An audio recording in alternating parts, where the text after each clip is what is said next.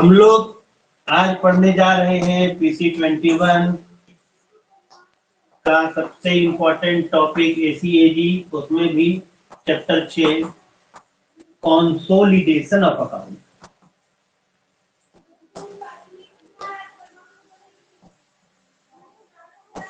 अब ये जो कंसोलिडेशन ऑफ अकाउंट्स है, इसको लेकर के हम लोग थोड़ा सा एक बार रिवाइज करते हैं। हम लोगों ने अभी तक चैप्टर 1, 2, 3, 4, 5 देखा है। चैप्टर 1 में हम लोगों ने डिपार्टमेंटल क्लासिफाइड एस्पेक्ट देखा है, ठीक है। चैप्टर 2 में हमने इसी का PWCA देखा है, पब्लिक वर्क्स क्लासिफाइड एस्पेक्ट और फॉरेस्ट क्लासिफाइड एस्पेक्ट, है ना। चैप्टर 3 में हमने क्या देखा था? चैप्टर 3 में हमने देखा था कमर्शियल डिपार्टमेंट का, है ना। चैप्टर 4 में हमने क्या देखा था? डिसबर्सर्स अकाउंट देखा था। और चैप्टर 5 में हमने देखा इंटर गवर्नमेंट सेटलमेंट। ये सब जो है कड़ी है कंसोलिडेटेड अकाउंट बनाने की तैयारी, समझे। इतना सब हम लोगों ने देखा अभी तक, कंसोलिडेटेड एब्स्ट्रैक्ट बनाने की तैयारी है। और ये कंसोलिडेशन ऑफ अकाउंट्स क्या कहता है वो हम आपको समझाते हैं। देखिए, जब आपका चैप्टर 1 से लेकर चैप्टर 5 तक का मटेरियल है, वो किसी न किसी एजी ऑफिस से किसी न किसी सेक्शन के द्वारा प्रिपेयर किया जाता है, that you know very well. उदाहरण के तौर पे डिपार्टमेंटल क्लासिफाइड एब्स्ट्रैक्ट में सबसे वाइटल रोल ट्रेजरी का है। उसी तरीके से पब्लिक वर्क्स क्लासिफाइड एब्स्ट्रैक्ट में सबसे वाइटल रोल WM सेक्शन का है। लेकिन कंसोलिडेशन में सबसे वाइटल रोल किसका है, आप लोग बताएंगे?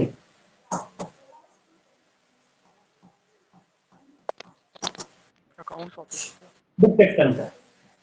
हेलो, बुक आप लोग को आवाज मेरी आ रही है? Book section sir, book section, है ना। तो हाँ वो करते रहिए, बिना हाँ की क्लास आगे नहीं बढ़ने वाली है, आप लोग को पहले से पता है, ठीक है। अब बुक सेक्शन जो आपका कंसोलिडेशन ऑफ अकाउंट करता है, यही कंसोलिडेशन अकाउंट को मंथली सिविल अकाउंट कहा जाता है, जो कि एक स्टेट का बनता है, monthly civil account of state, ठीक है।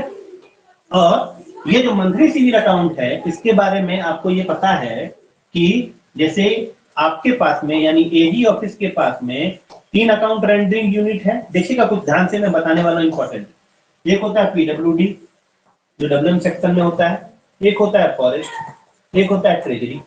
अब आपका अकाउंट अगर फरवरी महीने का है तो PW के पास में आना चाहिए कितना? 7 मार्च।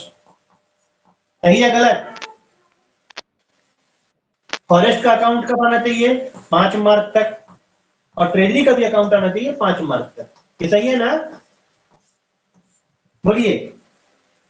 5 मार्च के बाद से ये सारा का सारा प्रोसेसिंग में लग जाता है, और प्रोसेसिंग होते होते होते होते ये 25 मार्च तक जो भी हमारे पास में अकाउंट आता है उसको ले लेते हैं। लेकिन कंसोलिडेशन का जो प्रोसेस है उसके बारे में लिखा हुआ है कि ये 4 अप्रैल तक, समझे, आपके अकाउंट को 4 अप्रैल तक फाइनली कंसोलिडेट कर लेना है। तो आपको ये कहां लिखा हुआ मिलेगा? ये आपको लिखा हुआ मिलेगा, जो मैं आपको कह रहा हूं उसको पढ़िए, कोई भी एक आदमी 6.11 पढ़िए और देखिए कि इस डेट के बारे में क्या लिखा हुआ है।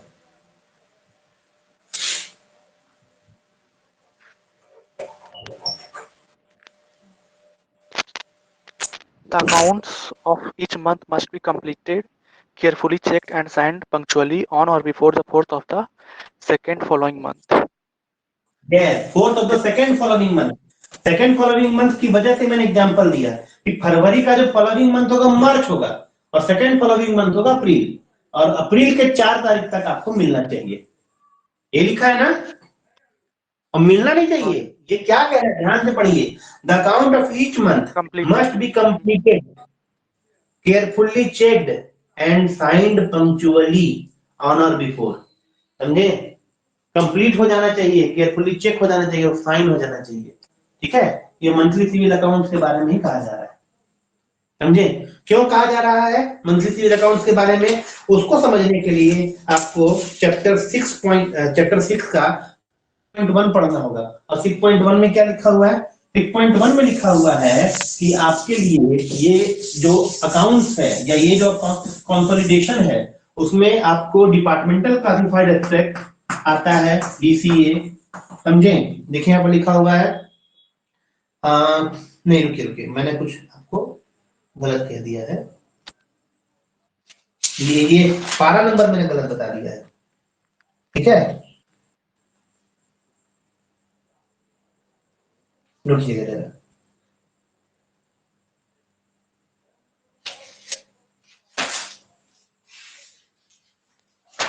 एक मिनट जरा होल्ड कीजिएगा प्लीज।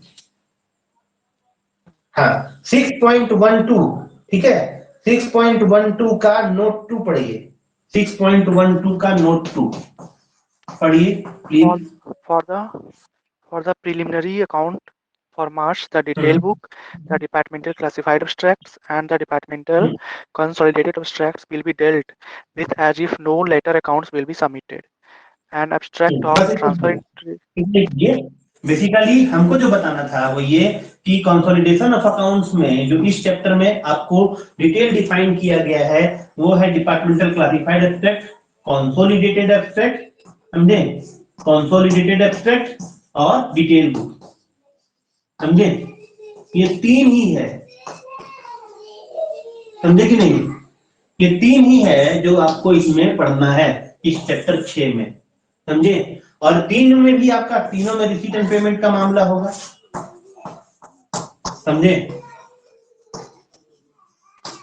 ठीक है, तो अब आपको जो देखना है वो ये कि इस वाले चैप्टर में जो भी आपको कंसोलिडेशन से रिलेटेड मामला है वो नंबर 1 बुक सेक्शन डील करेगा, नंबर 2 पूरे स्टेट के लिए वो होगा, नंबर 3 वो सेकंड फॉलोइंग मंथ के 4 तारीख तक होगा for sake of 11 months account. ठीक है, मार्च के महीने में वो सेकंड फॉलोइंग मंथ के 4 तारीख तक नहीं होता, उसका डेट चेंज हो जाता है, हम लोग उसको बाद में देख लेंगे। और सबसे इंपॉर्टेंट बात कि हम लोग इसमें चैप्टर 6 में पढ़ रहे हैं वो पढ़ रहे हैं departmental classified abstract, consolidated abstract और डिटेल बुक, समझे? इसको प्रिलिमिनरी अकाउंट्स ऑफ स्टेट कहा जाता है। ठीक है, तो अब हम लोग शुरू करते हैं 6.1 से। मैं ही पढ़ता हूं, 6.2 आप पढ़िएगा। 6.1 क्या कहता है तो ध्यान से देखिए। 6.1 कहता है कि the procedure for the compilation of revenue receipt and service payment of civil accounts officers. तो इसका मतलब क्या है भाई? आपको रेवेन्यू रिसीट, ठीक है, और सर्विस पेमेंट, ठीक है, in civil accounts offices is laid down in chapter 1 to 3, जैसा कि मैंने आपको बताया। इन दिस चैप्टर आर्टिकल 6.2 से लेकर के 6.9 जो है वो exclusively dealing with the compilation of transaction under डेब्ट, डिपॉजिट एंड रेमिटेंस हेड। यानी कि 6.2 से लेकर के 6.9 जो है वो डिटेल बुक के बारे में बता रहा है। और डिटेल बुक जो है मैंने कई बार अपने वीडियोस में कहा है कि केवल डीडीआर हेड से रिलेटेड ट्रांजैक्शन को ही वो बुक करता है। क्लियर है? तो अब हम लोग 6.2 से लेकर 6.9 तक जो भी देखेंगे वो डीडीआर हेड से रिलेटेड होगा। अच्छा, आप लोगों में से कितने लोगों ने ट्रेजरी रूल को ध्यान से देखा है? एक बार प्लीज बताइए, ट्रेजरी रूल किसी ने एक बार पढ़ा है? हाँ सर, आपके साथ पढ़ा था एक बार। कोई बात नहीं, अगर आपने पढ़ा है तो मुझे ये बताइए कि कैश अकाउंट और लिस्ट ऑफ पेमेंट किसी को याद है? कैश अकाउंट मतलब रिसिप्ट हो गया और लिस्ट ऑफ पेमेंट मतलब पेमेंट है। बिल्कुल सही, ये बिल्कुल सही है। और ये जब भी कैश अकाउंट और लिस्ट ऑफ पेमेंट मिलेगा वो हमेशा ट्रेजरी अकाउंट से रिलेटेड ही होगा, पीडब्ल्यूडी में और फॉरेस्ट में ये नहीं होता है। क्लियर है? Yes sir. चलिए 6.2 कुछ नहीं लिखा हुआ है, जो मैंने बता दिया वही है कि डीडीआर से रिलेटेड ट्रांजैक्शन जो होंगे उसमें treasury cash account and list of payment, ठीक है, वो अपीयर करते हैं कहां पे? ट्रेजरी कैश अकाउंट में और लिस्ट ऑफ पेमेंट में। और and in the departmental and other aspects shall be collected for the whole circle of account under each head of account for month to month in a detail book। मतलब detail book में लिए जाते हैं, month two month लिए जाते हैं। समझे, month two month, ठीक है, नंबर 1। नंबर 2 डिटेल बुक में, और डिटेल बुक का तो आप लोगों को पता ही है कि फॉर्म नंबर क्या होता है, कोई बताएगा? AC21 होता है ना। और central transaction should be kept separate that from state transactions, ये तो हम लोगों ने कई बार पढ़ा है। क्या पढ़ा हम लोगों ने? स्टेट अलग, सेंट्रल अलग।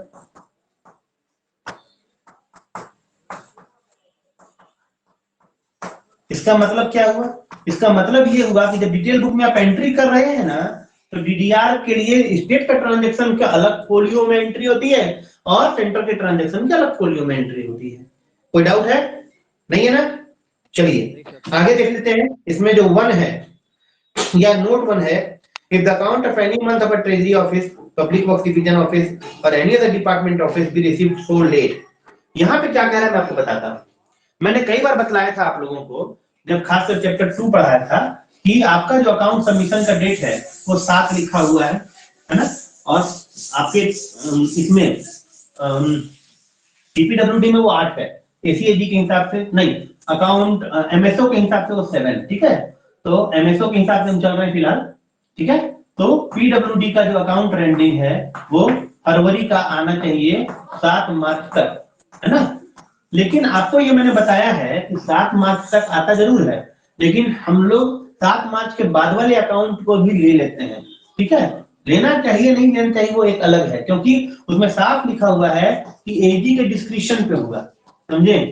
मंथली अकाउंट जो होता है ना वो एजी के डिस्क्रिप्शन पे होता है, मंथली अकाउंट, समझे। और एनुअल अकाउंट जो होता है वो सीएजी के डिस्क्रिप्शन पे होता है, समझे।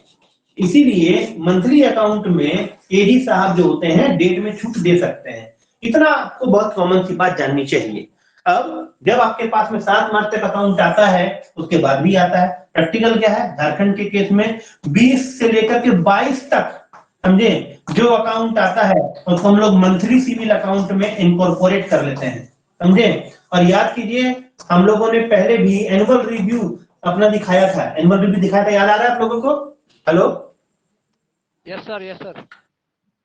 उसमें 2 तरह का अकाउंट को रखा गया था, ठीक है, नॉट इनकॉर्पोरेशन में, राइट। एक अकाउंट रखा गया था नॉट रिसीव्ड, नॉट इनकॉर्पोरेशन में 2 तरह के अकाउंट थे। क्या था? एक था नॉट रिसीव्ड का, जो कि हमें 22 तक मिले ही नहीं, ठीक है, नॉट रिसीव्ड, और दूसरा अंडर ऑब्जेक्शन, याद है?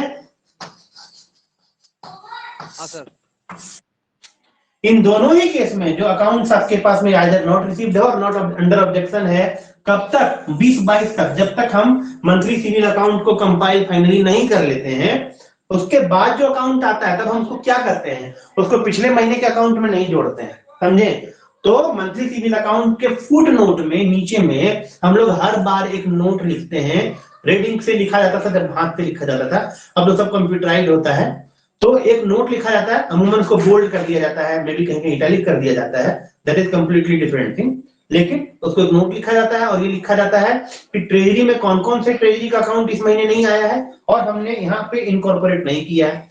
पीडब्ल्यू डिविजन्स में कितने डिविजन्स और कौन कौन से डिविजन्स का अकाउंट हमने इस महीने इनकॉर्पोरेट नहीं किया है। आइदर मे बी और नॉट रिसीव्ड और may be under objection, doesn't matter. और थर्ड, फॉरेस्ट का कितने सारे फॉरेस्ट डिवीजन से अकाउंट नहीं आया है या हमने इसमें इनकॉर्पोरेट नहीं किया है, सबका डिटेल लिखा जाता है और उसको फिर अगले महीने इनकॉर्पोरेट किया जाता है।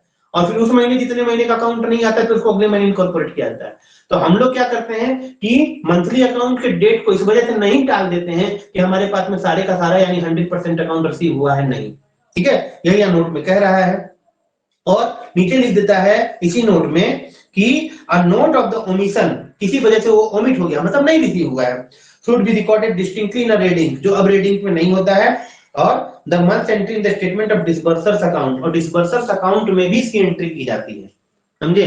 डिसबर्सर्स अकाउंट AC2 में भी इसकी एंट्री की जाती है, ठीक है ना। तो अब आप देख करके समझ गए होंगे इसमें क्या मामला है। कुछ मामला नहीं है, केवल इतना ही कह रहा है कि टाइम पे अकाउंट नहीं आया तो छोड़ के आगे बढ़ने का है, उसके वेट में अपने को डिले नहीं करने का है, ठीक है। लेकिन इसमें साफ कहा जा रहा है कि कभी भी 2 महीने का अकाउंट एक साथ नहीं घुसड़ने का है। मतलब कि मान लीजिए डिवीजन ने आपको मार्च नहीं, मान लीजिए डिवीजन ने आपको जनवरी का अकाउंट नहीं भेजा, समझिए, जनवरी का अकाउंट नहीं भेजा और सीधे फरवरी में अगर वो भेज रहे हैं फरवरी अकाउंट, तो फरवरी अकाउंट में मान लीजिए अगर उनका जनवरी के महीने में 2059 में 1 लाख खर्च हुआ था, समझे, तो उनको अलग जनवरी अकाउंट दिखाना पड़ेगा और उसमें 1 लाख खर्च दिखाना पड़ेगा। और फरवरी में मान लीजिए उनका इसी हेड में 2059 में 2 लाख खर्च हुआ, समझे, तो तुमको अलग से फरवरी का अकाउंट बना करके 2 लाख का खर्च दिखाना होगा। वो ऐसा नहीं कर सकते हैं कि फरवरी के अकाउंट में 2059 में 3 लाख का खर्च दिखा दें, इट इज नॉट पॉसिबल। अब बात समझ रहे हैं? हेलो, पड़ेगा, सेपरेट दिखाना पड़ेगा, क्या बोल रहे हैं? मंथ वाइज दिखाना पड़ेगा उनको, मंथ वाइज बिल्कुल, हर हाल में, ठीक है। आगे आते हैं 6.3 में, डिटेल बुक जो AC 21 में रहता है shall be arranged in vertical columns। ये आपको क्वेश्चन बनता है, ठीक है। मैं आपको बताता हूँ ये क्या कह रहा है। डिटेल बुक जो है आपको वर्टिकल कॉलम में अरेंज किया जाता है, हर major head wise, sub major head wise, detail head wise इसका टोटल किया जाता है। ये आपने डिपार्टमेंटल क्लासिफाइड एब्स्ट्रैक्ट में भी पढ़ा था, हालांकि वहां वर्टिकल कॉलम नहीं थे, वहां हॉरिजॉन्टल कॉलम थे। नहीं, हेड के लिए वहां भी वर्टिकल कॉलम था, ठीक है, यहाँ भी वर्टिकल कॉलम ही है, जिसमें कि फर्स्ट टू कॉलम जो है of each folio of a page shall show the period of account and the name of the district, ठीक है। तो ये आपको पूछेगा कि डिटेल बुक जो है, ठीक है, जो कि AC 21 कहलाता है, ठीक है, उसमें आपको बहुत सारे वर्टिकल कॉलम्स होंगे, है ना। इसमें फर्स्ट कॉलम जो होगा उसमें पीरियड ऑफ अकाउंट, ठीक है, और नेम ऑफ डिस्ट्रिक्ट, ठीक है।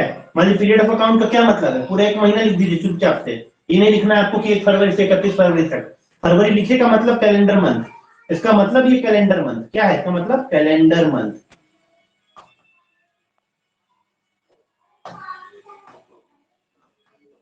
इसमें कोई मनमाना डेट नहीं लिया जाता है, ठीक है। और NOD नेम ऑफ डिस्ट्रिक्ट, है ना, नेम ऑफ डिस्ट्रिक्ट में मान लीजिए रांची डिस्ट्रिक्ट, बस। अब उसके बाद में चालू हो गया मेजर हेड का डिटेल। तो चूंकि इसमें केवल डिटेल हेड में DDR हेड लिखा जाता है, इसलिए लिखेंगे 8658, 2059 का कोई जिक्र ही नहीं आएगा, 8443, 8782, 8675, 878, इसी तरीके से। लेकिन यहाँ मैंने रैंडम लिख दिया है, रैंडम नहीं लिखा जाता है, हमेशा बढ़ते हुए क्रम में लिखा जाता है, ठीक है। इसीलिए आप इसको ऐसे समझ सकते हैं कि डिटेल बुक है, DDR हेड का ट्रांजैक्शन लिखा जाएगा, और फिर यहाँ पर आगे क्या लिखा हुआ है, or of the department or other abstract and the remaining columns of entries which appear in the abstract under the head of account। बिल्कुल सही। The detail book should be so arranged as to provide sufficient space that under each heading for the consecutive entry of 12 month transactions। इसका मतलब क्या हुआ, इसका मतलब ये हुआ कि यहाँ पे जब आपने मंथ लिखा तो मंथ में आपको लिखना है अप्रैल, मई, जून से लेकर के कहां तक, मार्च तक, समझे। और आपको एक हेड में अप्रैल के सामने में 2000, 3000, 1000, 500, इस तरीके से आपको 12 महीने का ट्रांजैक्शन लिखना होता है, जो कि आपके रो में आता है। तो डिटेल बुक का नाम है डिटेल बुक है, वजह साफ है, वजह इसमें कि 12 महीने का आपको ट्रांजैक्शन इसमें दिखाना पड़ता है। क्या डिटेल बुक बनता है हाथ से, जवाब है नहीं, अब VLC में बनता है, ठीक है। तो यहाँ आपको फॉर्मेट समझ में आ गया होगा।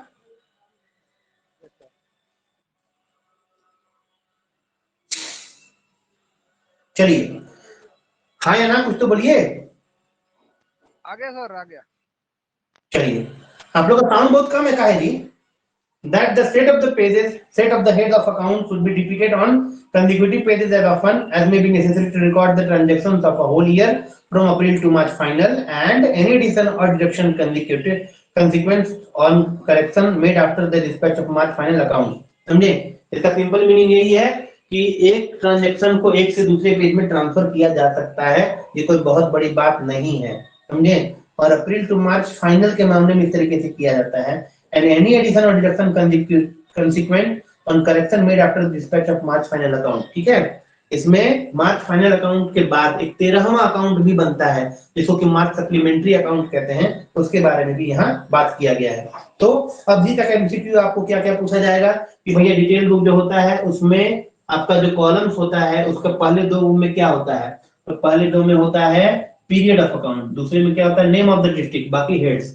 और रोज में क्या होता है, रोज में होता है आपका मंथ, 12 मंथ, समझे। और उसके बाद में अगला जो पारा है 6.4, उसमें जो एमसीक्यू बनेगा वो एमसीक्यू बनेगा कि डिटेल बुक कितने पार्ट में होता है। तो यकीन मानिए ये चैप्टर बहुत इंपॉर्टेंट है, बहुत ज्यादा, समझे। और आपको इससे क्वेश्चन हर बार बनता है और बढ़िया से पूछा जाता है, समझे। और इसमें कुछ टफ नहीं है। अगला है 6.4 कि डिटेल बुक जो होता है यानी कि AC21, समझे, वो 2 पार्ट में होता है, ठीक है। और the first part being utilised for compiling the treasury transaction direct from the cash account and list of payment. ये जो पार्ट 1 है, समझे कि नहीं, इसमें ट्रेजरी अकाउंट आता है और ये कैश अकाउंट यानी रिसीट और लिस्ट ऑफ पेमेंट यानी कि पेमेंट से लिया जाता है, समझे कि नहीं।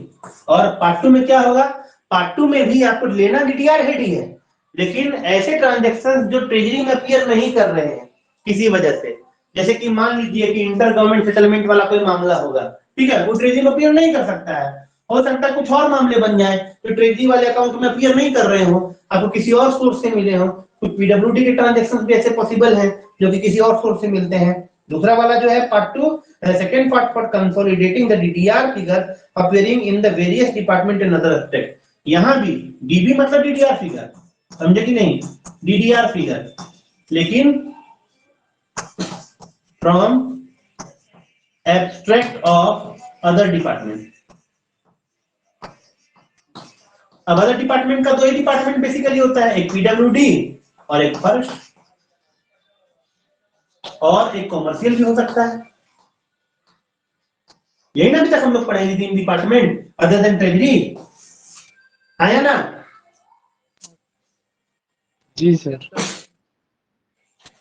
तो 6.4 ये एमसीक्यू आपका बनेगा, डीबी कितने पार्ट में होता है, पार्ट 1 में क्या होता है, पार्ट 2 में क्या होता है, समझे। ये सब बहुत बहुत आसान आसान क्वेश्चन है। एक बार में प्राइमा फेसी पढ़ करके समझ में नहीं आता, एक अलग बात है, समझे।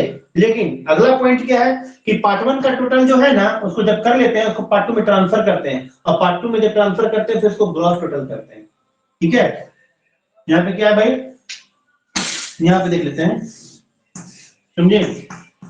पार्ट 1 का टोटल, समझे, पार्ट 2 में ट्रांसफर करते हैं, समझे,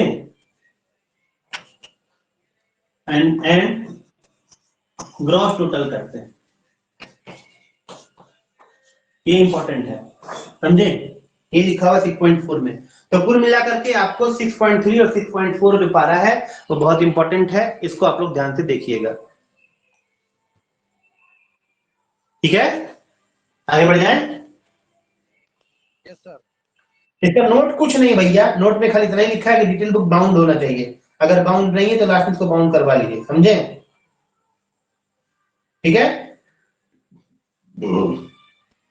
समझ रहे कि नहीं समझ रहे हैं? बिल्कुल क्लियर है सर। हाँ सर। जोर से जोर से।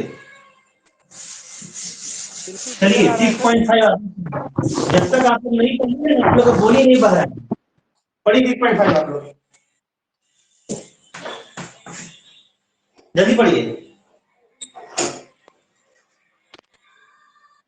6.5 सर, कौन सा? हाँ 6.5 पढ़िए, लिख तो दिए हैं बोर्ड में। When the पढ़िए। postings under each head, when the postings under each head have been completed, the detailed items should be cast independently across the page to total column of the detail book without reference to the total of the cash account, list of payment, or the departmental or other abstracts. The grand totals of receipts and disbursements in part 1 of the detail book should then be agreed with the statement of disbursement accounts. ये point है जो अगला है वो important है, ठीक है। Detail book का मतलब हो गया AC21, पहले बता दिया 2 पार्ट में है, पार्ट 1 पार्ट 2, ठीक है, ये हमने पहले देखा था अभी तुरंत। अब ये जो है ना पार्ट 1, समझे, ये इक्वल होना चाहिए किससे, डिसबर्सर्स अकाउंट से, अब देखिए, जैसे आप पार्ट 1 को इक्वल करते हैं डिसबर्सर्स अकाउंट से, आप अपने आप समझ जाते हैं कि डिसबर्सर्स अकाउंट है उसमें भी केवल ट्रेजरी के ट्रांजैक्शन ही होते हैं, क्योंकि पार्ट 1 में केवल ट्रेजरी के ट्रांजैक्शन हैं। सही या गलत? बिल्कुल सही सर, रिसिप्ट एंड पेमेंट ही है ना उसमें। सही है ना? हेलो, रिसिप्ट और पेमेंट ही है उसमें हेलो? पार्ट 1 में। हाँ बिल्कुल बिल्कुल।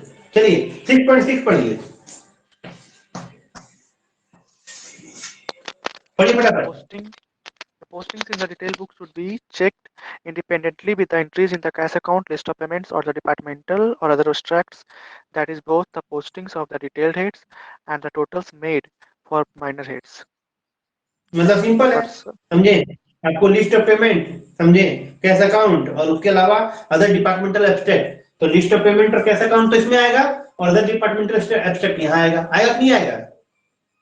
Correct sir. है ना? उनसे आपको टैली करा लेना है, समझे कि नहीं, कि पोस्टिंग जो सही हुई कि नहीं हुई है। मजेदार बात क्या है, the person who will post and the person who will check both will be different, समझे? तो पहले जो पोस्टिंग करेगा वो चेक करेगा और फिर जो पर्सन चेक करने के लिए ऑथराइज किया जाएगा वो भी चेक करेगा। The person who check the posting will be required to put his initial on the face of the cash account, list of payment or abstract, समझे? और वो अपना इनिशियल भी करेगा जो चेक करेगा। And if all the entries of a month or one page on the detail book are posted by one man and checked by another, जो posting करेगा वो अलग, जो चेकिंग करेगा वो अलग। The poster and the checkers severally should set their initial at foot of the page, समझे कि नहीं? फुट ऑफ द पेज में जो पोस्टिंग करेगा वो भी साइन करेगा, जो चेकिंग करेगा वो भी साइन करेगा, समझे? आज ये धंधा बंद हो गया, समझ गए? क्योंकि डिटेल बुक ऑनलाइन हो रहा है। चलिए इसका नोट में सेपरेट प्रोग्रेस रजिस्टर, ये इंपॉर्टेंट है, ये बहुत इंपॉर्टेंट है। 6.6 का नोट, समझे? क्या है? एक प्रोग्रेस रजिस्टर बनाना होगा। क्या है इंपॉर्टेंट पॉइंट? Progress register. हाँ, ये प्रोग्रेस रजिस्टर बनाना पड़ेगा, may be maintain in which may be recorded the initial of the poster and the checker if the system is found to be an improvement over the arrangement contemplated in the article। ठीक है? अरे सुनिए ना, एक मेरे से आपसे request है आप लोगों से। जी बोलिए। हाँ, तो अभी मैं कह रहा था कि जो प्रोग्रेस रजिस्टर है वो नोट में लिखा हुआ है, ये बहुत इंपॉर्टेंट है। रिक्वेस्ट मेरी यही है कि अब आप लोग 6.7 पर पढ़िए जरा प्लीज। 6.7 पढ़िए। the next process in the preparation in Form AC22 of the consolidated abstract of DDR transactions. ठीक है, अभी तक आपने क्या देखा? अभी तक आपने देखा कि लिस्ट ऑफ पेमेंट, पहले डिटेल बुक का देखा। डिटेल बुक में एंट्री हुई list of payment cash account से और अदर एब्स्ट्रैक्ट से। डिटेल बुक दो पार्ट में बने और पार्ट में, दोनों पार्ट में पोस्टिंग हुई है और चेकिंग हुई है। अभी तक तो आपने यही तक देखा है ना? अब हम लोग आगे बढ़ रहे हैं, अब हम लोग कंसोलिडेटेड एब्स्ट्रैक्ट की ओर जा रहे हैं और ये कंसोलिडेटेड एब्स्ट्रैक्ट है AC21 है। अभी तक आपने जो पढ़ा था वो पढ़ा था डिटेल बुक, है ना? और ये था AC21 और अब क्या पढ़ रहे हैं? कंसोलिडेटेड एब्स्ट्रैक्ट, और ये कितने है? AC22 में। देखिए दोनों पड़ोसी है कि नहीं? यस सर, आसपास के ही है। एकदम पड़ोसी, आसपास होने का सवाल ही नहीं। ठीक है, तो अब हम लोग कंसोलिडेटेड एब्स्ट्रैक्ट पढ़ने जा रहे हैं। Form and method of posting, ये रहा form.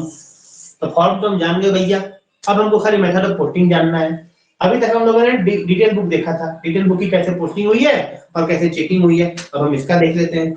The next process is the preparation in Form AC22, the consolidated abstract of DDR head transaction, समझे? तो अब हम लोग, क्योंकि डिटेल बुक में केवल DDR का हुआ है और अभी हम लोग 6.9 पहुंचे नहीं है, क्योंकि 6.2 से 6.9 तक, समझे, केवल DDR ट्रांजैक्शन था। मैंने लिखा हुआ था कि नहीं लिखा हुआ था? लिखा था सर। बोलिए हाँ या ना? हाँ सर लिखा था। अरे भैया तो बोलिए। तो अभी हम लोग 6.7 में है, इसका मतलब कंसोलिडेटेड एब्स्ट्रैक्ट हम लोग केवल DDR ट्रांजैक्शन के रिलेटेड पढ़ रहे हैं, समझे? समझ रहे ना? अब याद कीजिए चैप्टर 1 में हम लोग जब डिपार्टमेंटल क्लासिफाइड एब्स्ट्रैक्ट पढ़ा था वहां पर भी हम लोगों ने कंसोलिडेटेड एब्स्ट्रैक्ट पढ़ा था कि वो केवल और केवल रिसीट और सर्विस हेड के रिगार्डिंग था, जो ट्रेजरी से रिसीव होता था। इसका मतलब ये है कि चाहे हम कोई भी क्लासिफाइड एसेट बनावे, हमको उसका कंसोलिडेटेड एसेट सेपरेट बनाना पड़ता है। Thus we are doing the same here. Detail book and consolidated aspect of ADR transaction. Clear? चलिए, the consolidated aspect for central transaction to be kept separate from that of state transaction. बहुत simple, समझे? तो यहाँ भी point number 1 क्या हो गया? ठीक है, कि सेपरेट रखा जाएगा स्टेट ट्रांजैक्शन और सेंट्रल ट्रांजैक्शन। ठीक है, पॉइंट नंबर 2 क्या है? पॉइंट नंबर 2 है मंथ बाय मंथ पोस्टिंग होगी प्रोग्रेसिव टोटल की, प्रोग्रेसिव टोटल, ठीक है, और मंथ बाय मंथ पोस्टिंग, ये सब तो लोग जान ही रहे हैं, समझे कि नहीं? इसमें तो कोई इंपॉर्टेंट वाली बात है नहीं, ठीक है। लेकिन month by month progressive total किसका? Under major head, under such minor sub head and detail head, मतलब डिटेल हेड तक ये प्रोग्रेसिव टोटल किसका होगा? समझे? Major head, sub major head, minor head, sub head और डिटेल हेड, एकदम last तक। इसमें डिटेल हेड का लिखा हुआ है, लेकिन मैं आपको बता दूं, क्योंकि उस समय ऑब्जेक्ट हेड नहीं हुआ करता था, इसलिए बुक में ऑब्जेक्ट हेड के बारे में नहीं लिखा हुआ है। अब आप ऑब्जेक्ट हेड तक पोस्टिंग करते हैं प्रोग्रेसिव टोटल की, ठीक है। Every head of account for which a column is provided in the detail book must also appear in the consolidated abstract. Detail book में जिसके लिए कॉलम डाल दिया गया है कंसोलिडेटेड एब्स्ट्रैक्ट में उसके लिए कॉलम होना चाहिए और हो के रहेगा, ठीक है।